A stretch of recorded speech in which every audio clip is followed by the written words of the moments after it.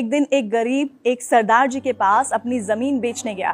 बोला, सरदार जी मेरी 2 एकड़ जमीन आप रख लो। सरदार जी ने पूछा कि इसकी कीमत क्या लगाओगे?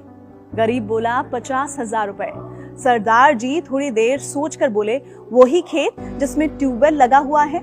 गरीब बोलता है, जी हाँ, आप मुझे 50,000 रुपए से कम भी दे दीजिए तो भी मैं जमीन आपको ही दे दूंगा। सरदार जी ने आंखें बंद की, 5 मिनट सोचकर बोले, नहीं, मैं उसकी कीमत 2 लाख रुपए दूंगा। गरीब बोला, पर मैं तो 50,000 मांग रहा हूँ, आप 2 लाख क्यों देना चाहते हैं? सरदार जी बोले, तुम जमीन क्यों बेच रहे हो? गरीब बोला, बेटी की शादी करनी है, इसीलिए मजबूरी में बेचना पड़ रहा है, पर आप 2 लाख क्यों दे रहे हैं? सरदार जी बोले, मुझे जमीन खरीदनी है, किसी की मजबूरी नहीं। अगर आपकी जमीन की कीमत मुझे मालूम है तो मुझे आपकी मजबूरी का फायदा नहीं उठाना। मेरा भगवान इससे कभी खुश नहीं होगा। ऐसी जमीन या ऐसी कोई भी चीज जो किसी की मजबूरियों को देख के खरीदी जाती है, वो जिंदगी में कभी भी सुख नहीं देती। आने वाली पीढ़ियां मिट जाती हैं। सरदार जी ने कहा कि मेरे मित्र, तुम खुशी खुशी अपनी बेटी की शादी की तैयारियां करो।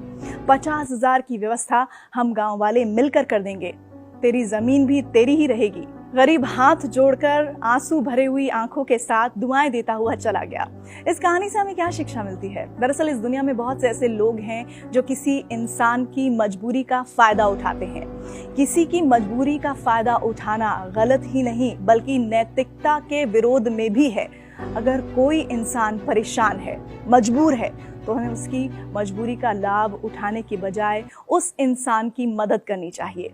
याद रखिए, बुरा वक्त किसी पर भी आ सकता है। अगर आप किसी की मजबूरी का फायदा उठा रहे हैं, हो सकता है कल को कोई आपकी भी मजबूरी का फायदा उठा सकता है।